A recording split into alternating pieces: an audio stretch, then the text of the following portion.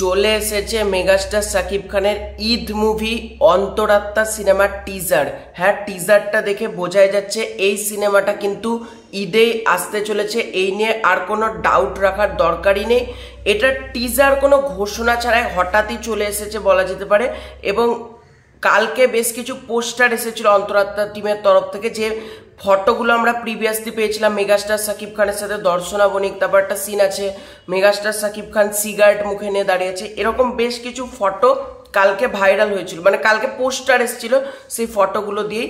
তো অন্তরাত্মা কালকে আমি বুঝতে পেরে গিয়েছিলাম রাতের দিকে যে অন্তরাত্মা ঈদেই আসবে, এই নিয়ে কোনো মানে আর কোনো চিন্তাই নেই যে অন্তরাত্মা ঈদেই রিলিজ করছে। কিন্তু টিজার দেখার আগে আমি একটা জিনিস বলতে চাই, এই ছবিটা যদি ঈদে না এনে যদি ঈদের পরে আনা যেত আমার মনে হয় বেটার হতো।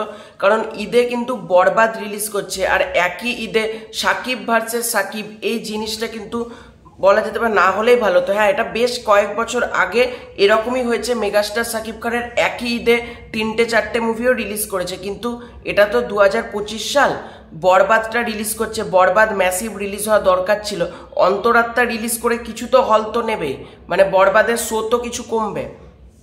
তো আমার মনে হয় না সিনেমাটা ঈদে রিলিজ করা উচিত ছিল, তবে মেকার্সরা ঈদেই আনছে সিনেমাটা। তো কেমন লাগলো টিজারটা নিয়ে আগে কথা বলি। তো টিজারটা কিন্তু বেশ ভালো হয়েছে, মানে অন্তরাত্মা সিনেমা 2021 সালের বানানো একটা সিনেমা, সেই সময় দাঁড়িয়ে দেখলে সেই সময় মানে তোমরা যদি বিচার করো ভালো হয়েছে। কিন্তু কালার প্যালেটটাকে কিন্তু আজকের দিনের মতো করে মেকার্সরা রেখেছে, যেটা কিন্তু আমার ভালো লাগলো। মানে যেগুলো কালার কারেকশন যেটা করা হয়েছে টিজারটার মধ্যে, সেটা কিন্তু আজকের দিনের মতো করে সম্পূর্ণ করা হয়েছে। 55 সেকেন্ডের টিজার, সেখানে আমরা সাকিব খানের কথাতে শুনতে পাচ্ছি আমাকে আন্ডার এস্টিমেট করা যাবে না। তারপর শুনতে পাচ্ছি আমার প্রতি ষড়যন্ত্র তো এই বাড়ি থেকেই হচ্ছে, তো একটা দেখতে পাচ্ছি। তো এই টিজারটার মধ্যে দর্শনা বণিকেরও ছোট্ট গ্লিমস দেখানো হয়েছে বলা যেতে পারে।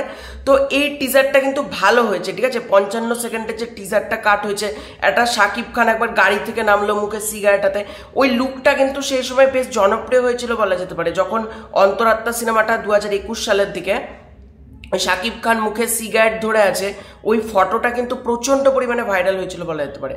তো ওয়াজেদ আলী সুমন এটা পরিচালনা করছেন, দেখা যাক ছবিটা কেমন হয়। ছবিটা দেখো, এই ছবিটা প্রত্যেক সাকিবিয়ানদেরকে বলবো, বয়কট যারা লিখছে এগুলো না লিখে এই ছবিটাও দেখো। মানে যেহেতু এটা কিন্তু ভুলে গেলে চলবে না, এটা কিন্তু আমাদের মেগাস্টারেরই সিনেমা। বরবাদ যদি তোমরা 10 বার দেখো, অন্তরাত্মা অন্তত পক্ষে একবারও কিন্তু দেখতেই হবে তোমাদেরকে বড় পর্দায় গিয়ে, এটা তোমাদেরকে অনুরোধ করবো আমি। এবং অন্তরাত্মার টিজারটা কিন্তু আমার খারাপ লাগলো না, মানে অন্তরাত্মা যতটা বলা হচ্ছিল যে ভালো লাগবে না, এ লাগবে না, পুরনো সিনেমা কেন রিলিজ করছে।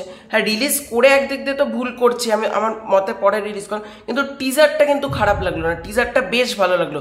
মেগাস্টার সাকিব খানকে দেখতে অসম্ভব ভালো লাগছে, ওই সময়ের গেট আপ লুকে ভালো লাগছে, বিশেষত চুলটা যেরকমভাবে ওনার হেয়ার স্টাইলটা রয়েছে ভালো লাগছে। কিন্তু টিজারটা সাকিব খানকে দেখতে অসম্ভব ভালো লাগছে।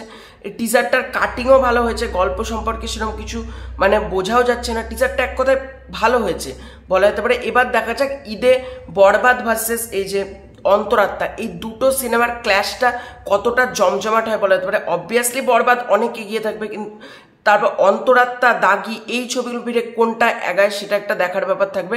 তো অন্তরাত্মার টিজারটা আমার বেশ ভালো লেগেছে, তোমাদের কেমন লেগেছে কমেন্ট করে জানিও। আর ঈদে কি তোমরা অন্তরাত্মা দেখবে হলে সেটাও কমেন্ট করে জানাতে পারো। ভালো লাগলে লাইক করো, শেয়ার করো, সাবস্ক্রাইব করো, বাই।